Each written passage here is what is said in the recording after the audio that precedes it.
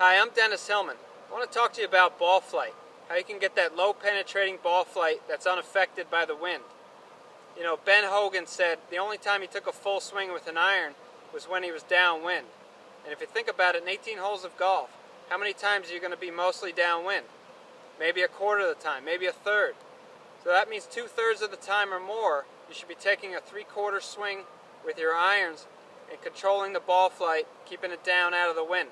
According to Ben Hogan, a pretty good source. So let me just explain the setup adjustments that you should make and then the concept of how you want to go through the golf ball to get that ball flight.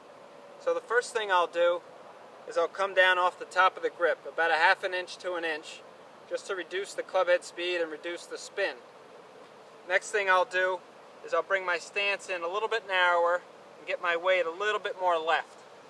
So that's it for the setup. I don't change the ball position. I think when you put the ball position back, especially behind the center, okay, if you get the ball back there, it's very easy to hook the ball because it's back on the arc and the club is still descending too much and you're going to get hook spin.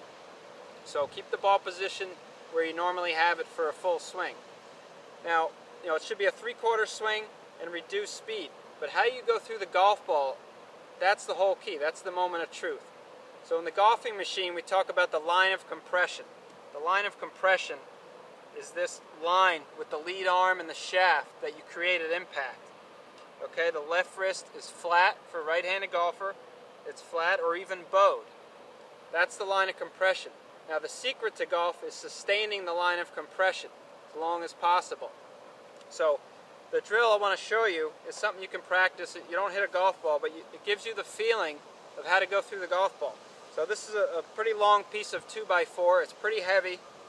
Alright, so you just want to find something that you can push along the ground that's heavy enough. This is the perfect design for it. So what I'm going to do is I'm going to set up and I'm going to go to impact.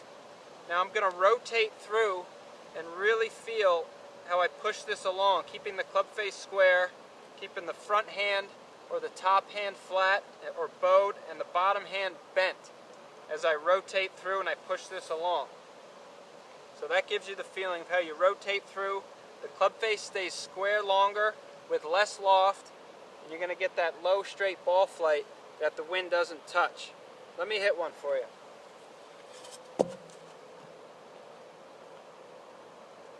So I'll come down about a 1/2 inch.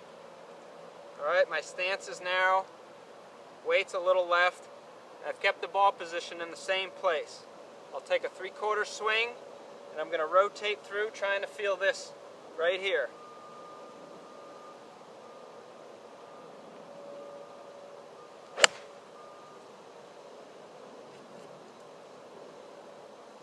That one stayed pretty low and pretty much on line.